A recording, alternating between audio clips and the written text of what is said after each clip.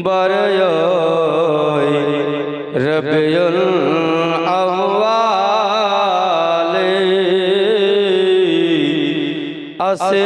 আসলেন মা আমেনার কোলে দরবারে দুই হাত তুলে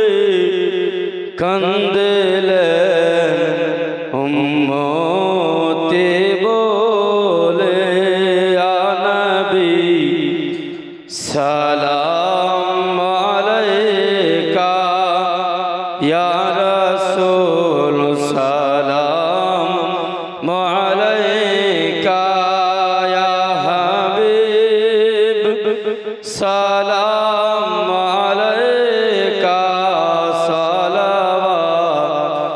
সালাওয়াতুল্লাহ আলাইকা ইয়া রাসূলুল্লাহ ইয়া